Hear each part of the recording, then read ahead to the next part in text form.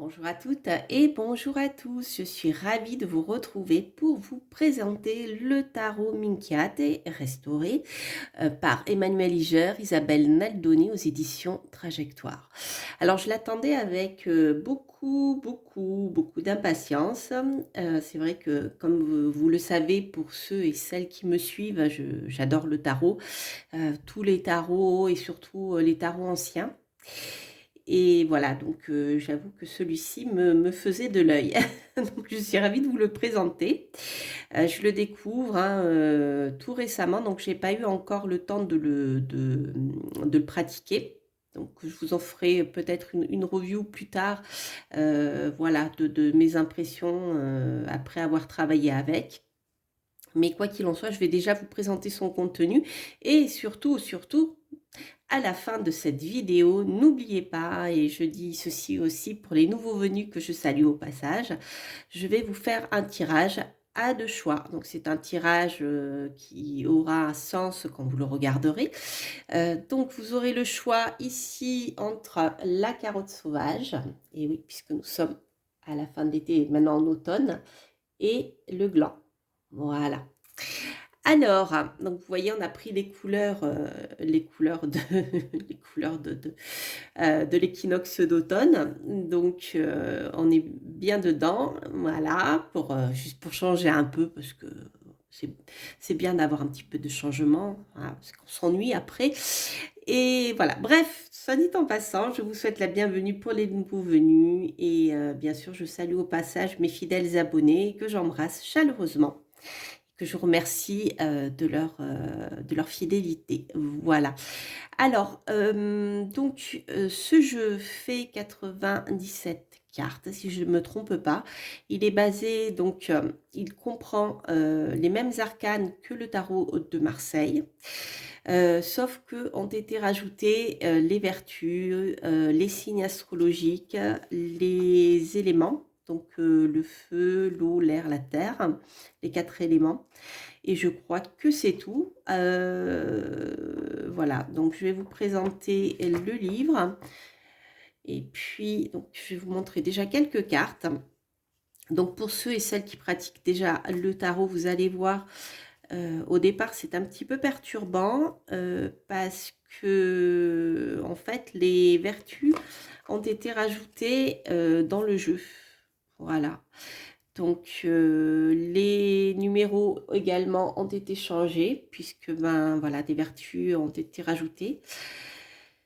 Et je crois qu'il y a, qu'est-ce qu'il y a d'autre? Il y a les 7 vertus et les éléments, je crois qu'ils ont été aussi rajoutés et les signes astrologiques. Oui, c'est ça. Alors, voilà, donc du coup, vous allez voir, c'est un petit peu perturbant au départ, surtout si vous avez l'habitude de vous baser sur les chiffres pour reconnaître ici les personnages, parce que certains se ressemblent. Donc ici, on a l'impératrice, vous voyez, qui est en deux, pour une raison que je ne connais pas. Je crois que les auteurs ne l'abordent pas dans ce jeu. Ah oui, sachez que je vous mettrai aussi un lien à la fin de cette vidéo sur ce que les tarots et les livres que j'ai déjà présentés de ces deux auteurs, voilà, que vous connaissez certainement d'ailleurs, hein. Euh, voilà, ici vous avez la papesse, vous voyez comme elle a la tête couronnée et pour son lien avec l'au-delà, n'est-ce pas? Avec d'autres mondes spirituels. Donc vous allez retrouver beaucoup de symboliques, hein, comme dans le tarot de Marseille, qui vont vous permettre tout de suite de les retrouver. Vous avez l'amoureux ici et le Verseau, enfin tempérance, mais elle a perdu ses ailes, parce que normalement c'est un ange, à moins que... Non, ouais, non, c'est pas... À moins que ça soit une vertu. Enfin voilà, on va voir tout ceci ensemble. Donc c'est vrai que ce qu'explique l'auteur dans le livre, c'est que le fait qu'il y ait certaines vertus, ça permet comment dire, de cibler certaines significations. Par exemple, une vertu qui est, je ne sais plus laquelle, je vous dirai ça plus tard, justement, permet de compléter ou de se distinguer de l'ermite qui, lui, aura une signification dans ce jeu-là, plus axée sur le temps. D'accord. Euh, et donc voilà. Donc en fait, c'est un jeu qui est vraiment, vraiment différent. Vous avez le chariot ici, la roue de fortune. Vous voyez, la justice, vous reconnaissez les personnages, donc, à part certains. Donc l'ermite, le pendu, l'arcane son nom, le diable, la maison de Dieu. Et c'est à partir de là que les vertus arrivent, justement. Donc c'est un peu perturbant au départ. Donc vous avez ici, enfin je vais vous les dire parce que je ne les connais pas toutes bien de tête. Là, vous avez les éléments.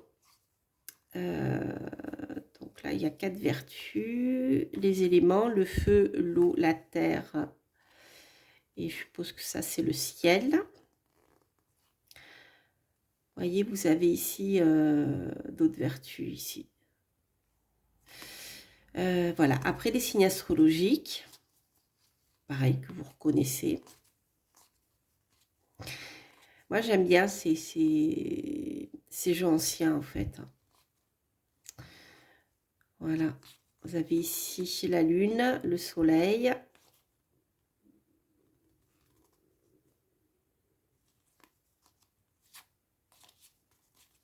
Voilà, le monde, le jugement. Et le mât qui se retrouve ici à la fin. Donc, vous voyez, c'est un petit peu perturbant au départ, parce qu'on voilà, qu'on s'y retrouve.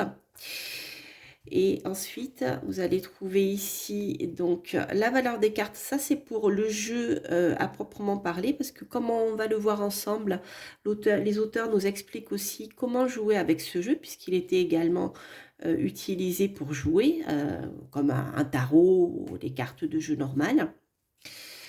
Voilà, là, j'avais mon mât qui était, mon battleur, pardon, qui était ici. Et là, voilà, vous retrouvez les cartes habituelles. Bien sûr que vous pouvez utiliser pour tirer, pour faire un tirage de cartes traditionnelles, en supprimant certaines cartes, comme le jeu des 32, etc. Donc, vous pouvez garder que les cartes qui vous intéressent. Et bien sûr, si vous enlevez les vertus et ensuite les... j'aime beaucoup les cavaliers qui se présentent en fait. Ici, vous avez le centaure. Ils sont à la fois entre deux états. C'est très particulier dans ce tarot. Donc bref, je saute du coq à l'âne, excusez-moi. Je pensais à autre chose. Je ne sais plus ce que je vous disais, mais on va en parler en regardant plus en détail le livre. Voilà. Et ensuite, je vous ferai les tirages. Donc, en introduction, vous allez les retrouver bien l'histoire de ce tarot. Voilà, l'introduction historique par Isabelle Naldoni. Voilà, alors c'est rigolo parce qu'elle présente le Minchiate donc, comme étant un dérivé du tarot, un mutant, un monstre. Et c'est vrai que l'histoire du tarot est tellement... il y a tellement d'inconnus dans l'histoire du tarot, il y a tellement de tarots et de versions anciennes, surtout en Italie durant la Renaissance. Qu'en fait, voilà, on ne sait pas exactement qui est à la base de quoi, comment, et plein de suppositions ont été faites. Mais bon, bref, tel n'est pas le sujet ici. Mais bon, voilà, vous avez la présentation. Les vertus, donc, les vertus, comme la prudence, la foi, l'espérance, la charité, les 4 éléments. Et voilà. Ah, le pape et la papesse ont disparu, d'accord. Ok, donc celle que je prenais pour la papesse, en fait, une impératrice taurillon. Bref, vous voyez, c'est très intéressant. Vous allez apprendre pas mal de choses qui font vraiment la spécificité de ce tarot, en fait. Hein. Voilà. C'est rigolo. Hein. En plus, l'auteur a une belle plume, donc vous allez rigoler en même temps. Voilà, il y a beaucoup d'humour. Donc voilà, la présentation du tarot, je ne vais pas vous la faire ici, je vous la laisserai découvrir bien sûr. Donc dans ce livre, vous allez pouvoir trouver ici l'histoire de la signification des cartes. Voilà. Donc vous avez la présentation des vertus. Ici, le battleur, donc on retrouve l'histoire de ce qu'est le battleur donc en Italie. Il bagato, qui provient du mot bagatelle. Donc ça, on est sur vraiment les recherches historiques. Ensuite, la présentation de la carte et la signification du battleur dans ce jeu particulièrement. Donc ici, on est plus dans une approche de guidance, voilà. Nous suggère, donc le battleur du Minchiate nous suggère d'utiliser nos compétences avec intégrité pour apporter une touche de magie à la réalité, d'interroger le rôle que nous jouons dans nos actions et de faire preuve d'esprit critique face à ce qui nous impressionne. Ensuite, derrière, vous avez les significations en positif, en négatif et en conseil. Voilà. Donc là, vous retrouvez la signification du tarot de Marseille. L'impératrice, donc voilà, que je vous ai présenté tout à l'heure. On reconnaît avec l'aigle ici, et on la reconnaît bien, l'impératrice, je trouve. L'empereur, qui ressemble en fait un peu au pape, je trouve. L'impératrice d'Orient, voilà, celle-ci. Donc moi, j'y ai vu la papesse.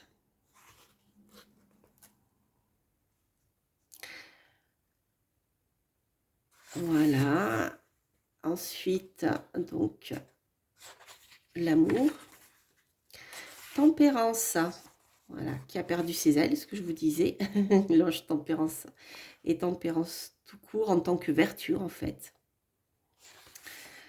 La force, donc c'est pareil, on la reconnaît bien. Voilà, donc après, pour chaque carte, vous avez vraiment la même approche des significations.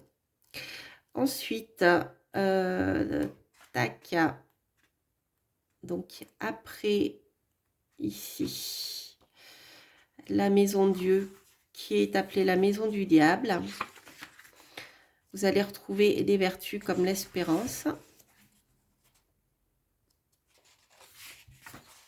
Donc c'est pareil, vous avez la signification positif en négatif en conseil, l'approche est la même. La prudence, la foi, la charité. Ensuite, les éléments, le feu, donc, voilà, l'eau, l'air et la terre. Ensuite, vous allez trouver les 12 signes astrologiques, donc avec leur situation dans le temps, donc la présentation des signes, un petit peu d'astrologie. Mais en fait, il est surtout, l'astrologie ici, surtout abordée sous l'angle, comment dire, sous l'angle grec, en fait. Donc, voilà. Avec donc la période, hop, ça, c'est quelque chose, moi, qui m'intéresse énormément. Parce que je pense que ce jeu, je vais l'utiliser beaucoup pour dater. Justement, avec les signes astrologiques, ça permet d'avoir des repères dans le temps. Donc ça, c'est assez intéressant. Je pense que... Alors ça, c'est vraiment mon utilisation personnelle hein, que j'en fais. C'est pas dit que c'était utilisé comme ça dans le jeu, mais on va voir, justement. Non, on a plus l'approche, vous voyez... psychologique en fait, voilà, de l'astrologie. Voilà, ensuite, donc le mât, et ensuite on a les mineurs comme on les retrouve en cartomancie. Voilà, donc c'est pareil, vous avez la présentation de la carte en positif, en négatif et le conseil. C'est très très intéressant. Alors, au niveau des tirages qui se trouvent ici, vous avez la possibilité de le travailler comme, voilà, c'est un tirage spécifique avec le Minchiate. Donc ici, on a des approches plutôt de guidance, un signe sous lequel je suis en ce moment, ce que je dois endurer aujourd'hui, ce que je peux laisser couler, ce qui nourrira apportera ses fruits, ce qui m'échappe pour l'instant. Ensuite, un tirage avec des cavaliers numériques. Voilà. Les cavaliers chimériques, pardon. Je ne sais pas pourquoi j'ai dit numérique. Donc en fait, l'auteur nous dit que, enfin les auteurs nous disent que ici les cavaliers chimériques représentent la dualité entre nos instincts animaux et notre conscience rationnelle. Ensuite, le tirage avec les planètes, ma personnalité, mon inconscient, ma façon de communiquer, donc en se basant sur la signification des planètes. Voilà. La chance qui m'est donnée avec Jupiter, Mars, ce pourquoi je me bats, Vénus, ce que j'aime, Saturne. Et après, vous avez les 3 saturniennes.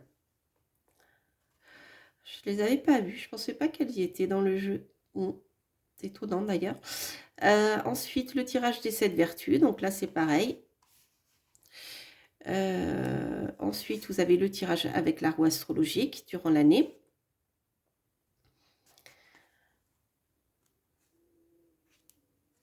Voilà, le taroscope. Donc, ok. Ici, vous avez la signification des planètes. Donc, voilà, vous avez vraiment beaucoup de tirages. Ensuite, vous pouvez également sortir toutes les autres cartes qui ne vous servent pas et garder que les cartes du jeu 32 si vous voulez l'utiliser comme un jeu 32. Donc ça, c'est pratique aussi. Et ensuite, ça, c'est les règles du jeu historique pour jouer avec le Minchiaté. Donc le Minchiaté, apparemment, c'est un jeu de l'extrême. De tous les jeux européens, c'est celui qui compte le plus de cartes. Il demande une stratégie particulière, un esprit affûté. Les combinaisons de cartes recherchées sont nombreuses. Voilà, donc là, vous avez la présentation du jeu. Voilà, les amis, à la fin, quelques références donc, de ce qu'ont écrit les auteurs. Je vous en parlais. Je vais essayer de ne pas oublier de vous mettre les liens sur ce que j'ai présenté déjà. Voilà. Et voilà. Donc, je vois que le temps tourne. Donc, on va se faire un tirage à 2 choix. Donc, ce que je vais faire, je vais m'appuyer sur mon ressenti, déjà, à l'intuition. Alors après, je risque de bloquer sur certaines choses parce que, voilà, tout ce qui est vertu, je l'écoute. C'est pas quelque chose que j'ai l'habitude d'utiliser en, en cartomancie. Et après, ce que je ferai, je vais vous lire surtout ce qu'il y a écrit sur le livre. Comme ça, vous allez voir comment vous pouvez l'utiliser. Alors, on va commencer donc dans le premier choix avec la carotte sauvage et en second choix avec le gland. Donc, si vous avez plusieurs questions, vous pouvez poser une question par choix. Sinon, si vous n'avez qu'une seule question, vous pouvez bien sûr choisir un des choix. Voilà. Alors, c'est la première fois que je le barre. Ah oui, les cartes, elles sont plutôt petites, j'ai oublié de vous le dire. Elles sont plutôt taille,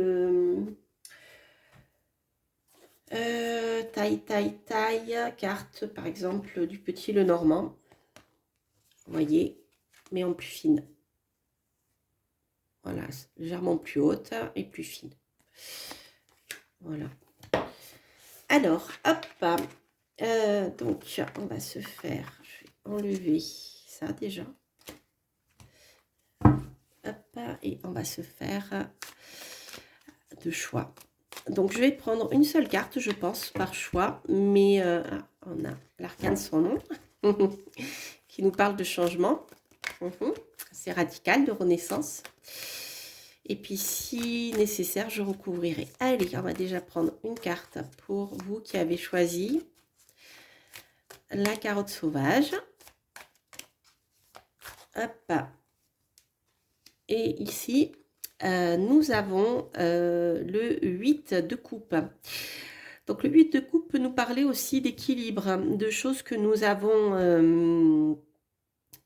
réussi. Sur le plan, ça peut être quelque chose qui nous fait plaisir ou sur le plan des amours. Après, eh bien, les batailles du 7, il y a un petit équilibre là. C'est comme si, comment dire, les efforts que vous avez faits ou les stratégies que vous avez utilisées, bref, après vous êtes démené par moi et par vous. Ici, il y a une sorte de repos, de résultats plutôt positifs de ce que vous avez mis en place précédemment. Alors, on va voir ici ce que nous disent les auteurs. Donc ici, on est plutôt dans la plénitude. Donc comme je vous le disais, cette carte symbolise la réalisation émotionnelle et la paix de l'esprit. Le 8 de coupe représente une vision où tout est imprégné d'amour, atteignant la perfection dans les relations. Le 8 symbolise l'infini, soulignant l'amour inconditionnel, la paix intérieure et la guérison des blessures émotionnelles. Cette carte indique donc en positif la paix intérieure, donc ça on l'a vu. Donc en négatif, le 8 de coupe peut signaler un refus de voir la réalité telle qu'elle est, une difficulté à accepter les changements nécessaires ou une blessure profonde liée à l'abandon qui empêche notamment de se résoudre à une rupture nécessaire. Conseil, acceptez de travailler aujourd'hui sur les blessures de votre passé pour retrouver la paix intérieure. Donc les mots-clés ici, c'est l'amour inconditionnel, la paix intérieure, l'équilibre, la guérison, les ruptures nécessaires, la blessure d'abandon. Donc vous avez ici une approche qui peut être, enfin voilà, c'est un jeu qui peut être vraiment utilisé, enfin dans ce qui est écrit dans le livre en tout cas, sur une approche plus psychologique et de guidance en fait.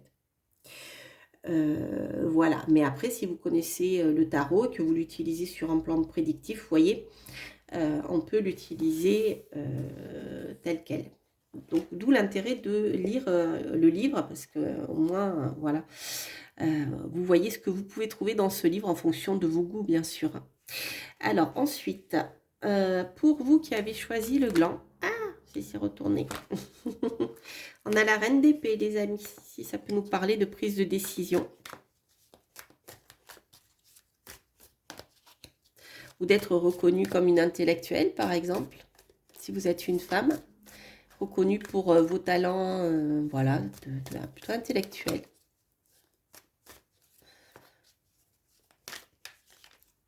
Alors, hop, non. Ici, nous avons le battleur. Donc, le battleur va nous parler de quelque chose de nouveau. Si vous commencez, si vous faites une formation, par exemple, ou recommencer des études, ou commencez quelque chose de nouveau, c'est quelque chose qui peut être favorable pour vous. C'est une carte qui est bon signe. En tout cas, quoi qu'il en soit, si vous commencez quelque chose de nouveau dans votre vie, c'est une carte qui vous dit que vous avez tous les éléments en main à votre disposition ici pour pouvoir avancer. Le tout, bien sûr, c'est de les pratiquer de manière positive. D'accord? Alors, ici, donc dans le jeu, c'est la carte 1. Donc le battleur, eh ben, vous voyez, dans le Minchiate, il est bien associé au chiffre 1 qui représente le début. Alors, qu'est-ce qu'il nous est dit? Agir comme on peut. Alors, attendez, hop. Voilà. Le battleur du Minchiate vous suggère d'utiliser nos compétences avec intégrité pour apporter une touche de magie à la réalité, d'interroger le rôle que nous jouons dans nos actions et de faire preuve d'esprit critique face à ceux qui nous impressionnent. Donc en signification, agir comme on peut, faire bonne figure, faire des efforts pour le plaisir et l'édification d'autrui, apporter la magie, prendre sur soi pour amuser la galerie, ne plus y croire, peu sérieux. Donc en positif, on a un talent qui permet de captiver les cœurs et les esprits, apportant une touche de magie à la réalité. En négatif, attention aux manœuvres trompeuses qui pourraient vous tenter ou dont vous pourriez être victime. Le battleur, en négatif, hein, c'est celui qui, sur les fêtes foraines, tricher. Hein.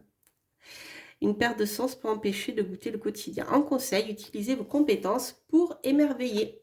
Voilà les amis, j'espère que cette review et ce tirage à deux choix vous aura plu. N'hésitez pas à vous abonner bien sûr si vous passez par là, à commenter, à mettre un petit pouce en haut. Moi je vous embrasse et je vous souhaite de très très belles choses. pour les jours à venir. Surtout gardez confiance et il fait encore beau, enfin en tout cas ici. Et je vous dis à très bientôt en tout cas pour de prochaines reviews, de prochaines guidances et portez-vous bien. Bye bye.